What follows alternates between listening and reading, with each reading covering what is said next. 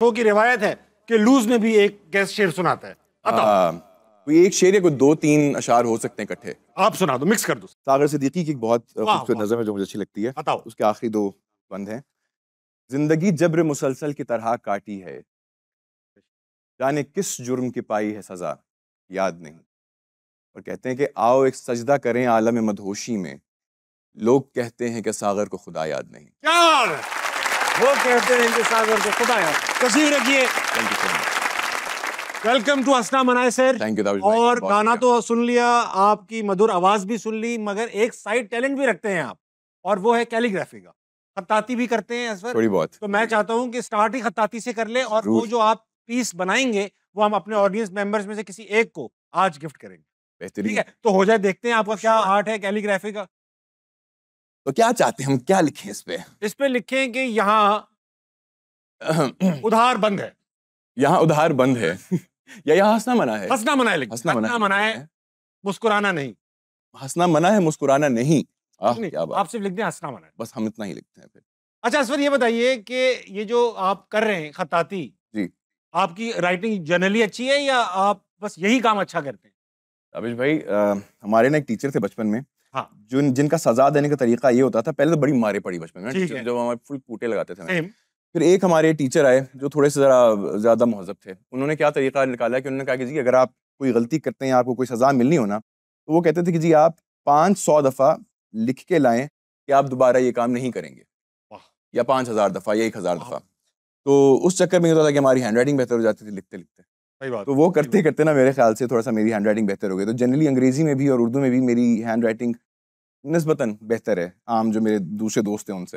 अच्छा, बहुत अभी लग रहा है मजबूत हाथ लग रहा है आपका। खैर बस देखें। हंसना मना है, वाह वाह। यस। अच्छा ये बताइए असफर जी कि इसी में सवाल स्टार्ट कर देते हैं, तो काम आपके बाएं हाथ का। ये तो चलता रहेगा दाएं हाथ का। लेकिन मैंने सुना कि जब आप पहुंचे स्ट्रगलिंग डेज में अपने, जी, शुरू में तो आप बेहतर काम कर रहे थे, पढ़ाई वढ़ाई, जब गाने वाने का काम आपने शुरू करना चाहा तो आप स्ट्रगलिंग फेस था, जाहिर बात है। तो आप 6-7 लड़कों के साथ रहते थे गालबन? 6-7 नहीं, 4। मतलब ये होता था कि कमरे की 4 दीवारें, तो हर दीवार के साथ एक मैट्रेस लगा हुआ होता था, और हर दीवार का एक लड़का था। हर दीवार का एक लड़का था, और वो दीवार उसकी प्रॉपर्टी होती थी, उसकी साइड होती थी। और एक कमरे में 4 लड़के थे? एक कमरे में 4 लड़के। एक कमरे। और बाथरूम कितने थे? बाथरूम भी एक ही था। बाथरूम एक ही था, कमरा भी एक ही था, और लड़के 4 थे उसमें, क्योंकि सबके पास, किसी के पास पैसे नहीं होते थे। सही, ऑफ कोर्स, तभी 4 साथ रह रहे हैं, कौन खुशी से ये काम करेगा। एग्जैक्टली। लेकिन ऐसा जैसे बाथरूम एक है, लड़के 4 हैं जी, तो ये भी बंटवारा था, कौन कैसे जाएगा, कब जाएगा, या ये वो तो नेचर पे डिपेंड करता है ना जी, कि जब नेचर इसका बुलावा आ जाए, अगलों को फिर समझना पड़ता है, अगलों को फिर वो देखना समझना पड़ता है कि उनकी भी बारी आनी है, फिर तो अगले फिर उनका भी ख्याल रखेंगे उसी हिसाब से, अगर वो रखेंगे तो। कभी ऐसा हुआ 2 लोग एक साथ इमरजेंसी में हो?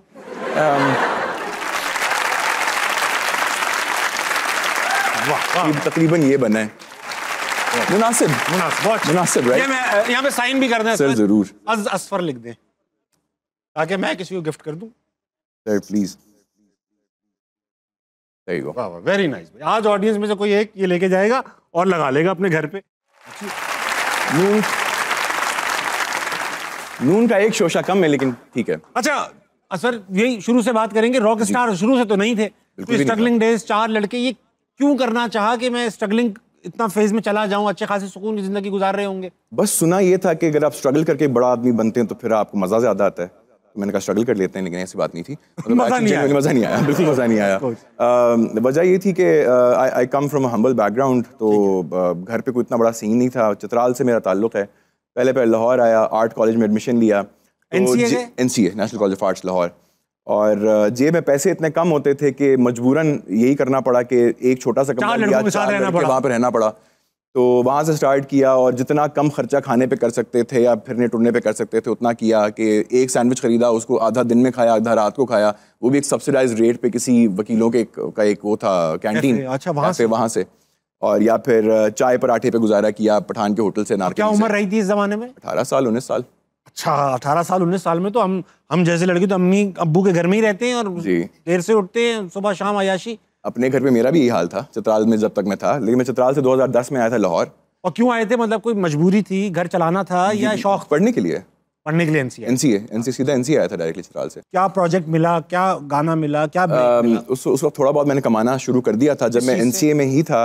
उसी वक्त एक बेसमेंट के नाम से शो था जिसमें मैं सबसे पहले रिक्रूट हुआ था। जी हाँ, जी हाँ, जी हाँ। और उस शो से थोड़ा सा मेरा हल्का फुल्का सा नाम बनना शुरू हुआ, थोड़े से कॉन्सर्ट्स यहाँ वहाँ करने शुरू किए, जहाँ से फिर थोड़े से पैसे अर्न किए, तो मैं फिर अफोर्ड कर सकता था कि मैं एक सेपरेट रूम में रह सकूँ।